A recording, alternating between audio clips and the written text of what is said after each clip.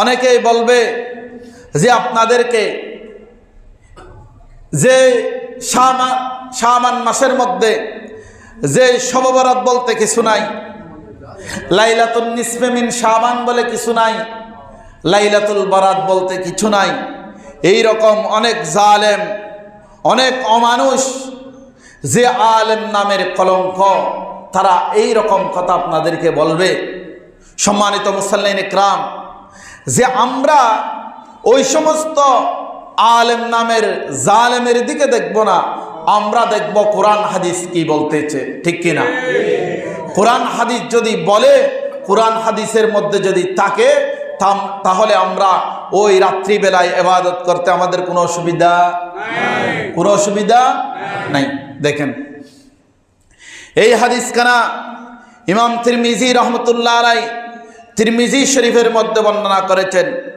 এই হাদিস কানা মিশকাত শরীফের 115 নম্বর পৃষ্ঠার মধ্যে বর্ণনা করেছেন এবং সুনানে ইবনে মাজা সিহাসিত্তার অন্যতম কিতাবের মধ্যে একটি বাব কায়েম করেছেন, বাবু মা জাআ ফি লাইলাতিন নিসফি মিন শাবান। উচ্চ আওয়াজ দিয়ে বলুন না সুবহানাল্লাহ।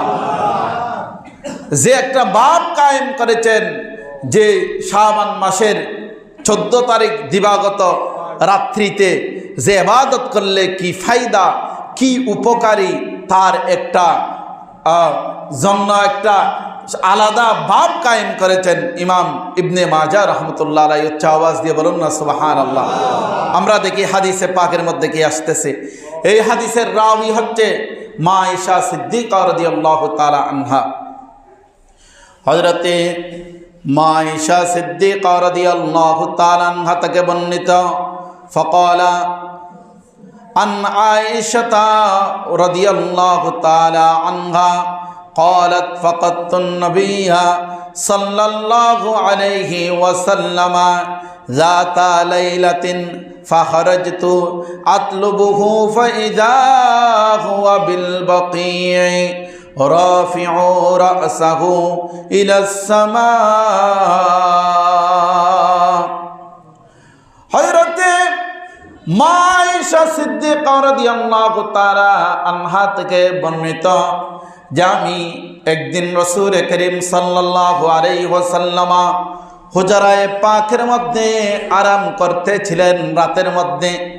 আমি হঠাৎ করে আমার ঘুম ভাঙলো, আমি দেখতেছি আমার পাশে আল্লাহর নবী নাই, আল্লাহর নবীকে আমি পেলাম না। তখন আল্লাহর নবীকে খোঁজার